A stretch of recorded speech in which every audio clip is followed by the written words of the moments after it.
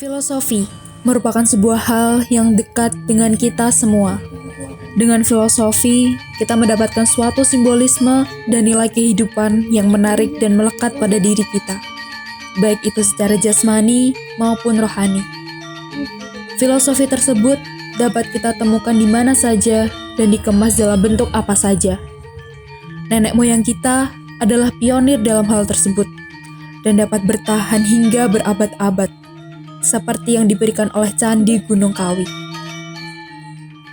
Tabik semua, perkenalkan, kami dari Rombel 2C Ilmu Sejarah Universitas Negeri Semarang tahun 2021 hendak berbagi hasil kajian kami di Candi Gunung Kawi yang dilaksanakan pada 24 Mei 2022.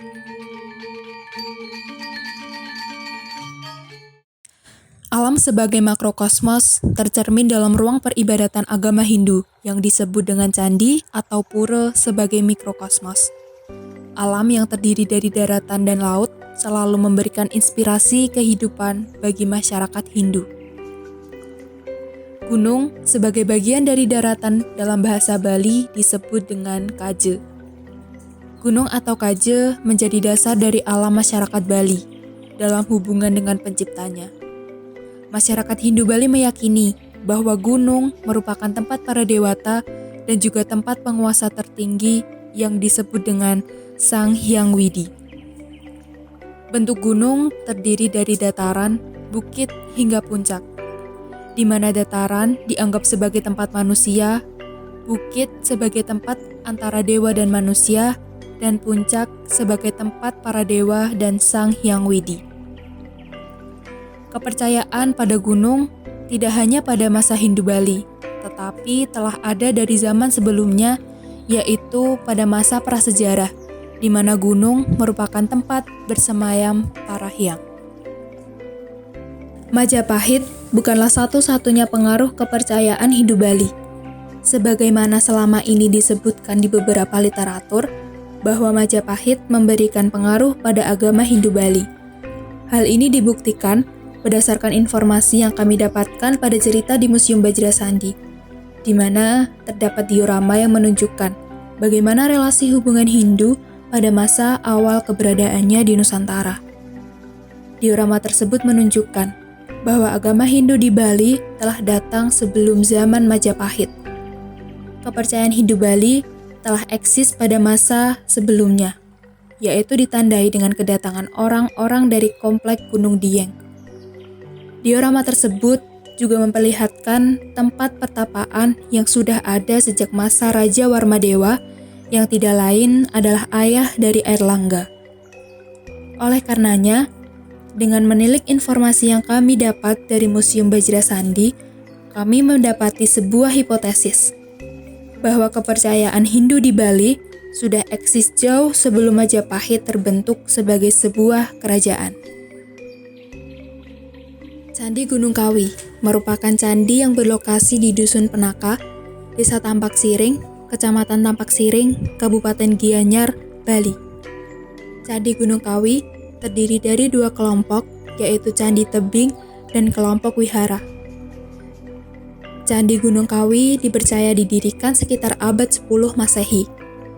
Pembangunan candi pertama di Gunung Kawi ini dimulai pada masa pemerintahan Raja Marakata Pangkaja pada tahun 944 hingga 947 Saka, yang kemudian dilanjutkan dan direnovasi pada zaman Raja Anakungsu pada tahun 971 hingga 999 Saka.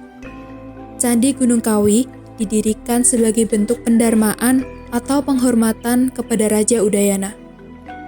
Dengan keberadaan serta lokasi dari Candi Gunung Kawi secara keseluruhan, banyak ahli yang berpendapat bahwa kawasan candi ini diperuntukkan sebagai tempat pemujaan. Hal ini terbukti dari letak bangunan candi yang sebagian besar berada di hulu sungai. Penempatan candi yang cukup unik ini tidak mungkin terjadi secara kebetulan.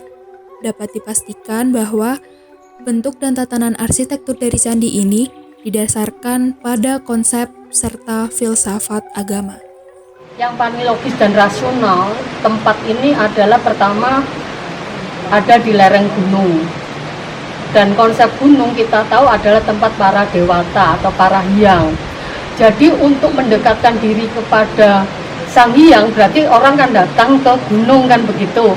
Dan ini tempatnya memang membuktikan untuk itu bahwa tempat ini bergunung-gunung, perbukitan, kemudian dekat sungai, dan itu persyaratan sebagai untuk mendirikan candi dekat sumber mata air sudah terpenuhi. Kemudian tempat yang paling mendekatkan dengan sang dewata, sang hyang sudah terpenuhi di tempat. Dalam Candi Gunung Kawi, terdapat tempat pertapaan para resi dan candi sebagai tempat pemujaan. Pada halaman Candi Gunung Kawi, terlihat ada 3 bagian, seperti halnya candi-candi di Jawa Timur, yang terdiri dari 3 halaman, yaitu Jobo, Jobo Tengah, dan Jeroan yang berderet secara horizontal, seperti halnya Candi Jago di Malang, Candi Penataran di Blitar, dan sebagainya. Hal itu terlihat bahwa tatanan Candi Gunung Kawi sama persis dengan tatanan candi-candi di Jawa Timur. Pada bagian Jobo, terdapat 4 candi dan juga ceruk yang dijadikan sebagai tempat pertapaan.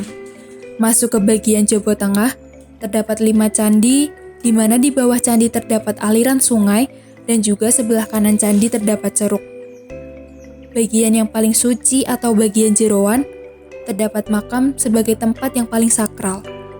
Selain dalam bagian Jeroan, juga terdapat ceruk yang dipakai sebagai tempat meditasi.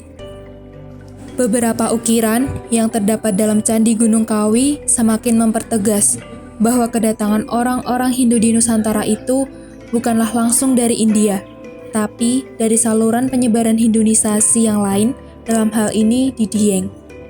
Dahulu, seorang resi datang ke Bali yang pada masa setelahnya sebuah pemukiman didirikan di wilayah tersebut. Pemukiman ini dahulunya belum berupa padepokan, tetapi lebih bersifat pada ceruk-ceruk goa yang ditemukan di sekeliling candi sesuai dengan informasi yang telah didapatkan di Gunung Kawi. Hal ini kemudian diduga sebagai tempat seorang resi atau pendeta Hindu untuk mengajarkan ilmunya kepada para pengikut pada masa itu. Di dalam Museum Bajrasandi dan Candi Gunung Kawi, terdapat sebuah kesesuaian besar bagaimana resi-resi pada saat itu sudah menggunakan goa sebagai pemukiman, dan pemukiman tersebut yang kelak dijadikan sebagai pusat-pusat kebudayaan Hindu, yang tak terkecuali ada di dalam Gunung Kawi itu sendiri. Gunung Kawi memiliki peran yang cukup penting bagi agama Hindu, karena dapat dianggap sebagai anugerah sekaligus juga sebagai malapetaka. Jika gunung meletus diyakini sebagai malapetaka karena dianggap bahwa dewa sedang marah. Sedangkan setelah reda, berbagai material vulkanik yang dihasilkan dari letusan tersebut akan memberikan kesejahteraan bagi manusia. Atas dasar itulah, gunung menjadi tempat pemujaan bagi masyarakat pemeluknya. Ada beberapa gunung di Bali yang dianggap keramat karena sifatnya. Selain itu, gunung juga dipercaya sebagai tempat Sang Iswara atau Dewa Kematian. Oleh karena itu, Iswara dipuja sebagai dewa tertinggi karena Iswara adalah dewanya dewa. Gunung sebagai tempat pemujaan dapat dibuktikan dengan adanya tinggalan arkeologis berupa Candi Gunung Kawi.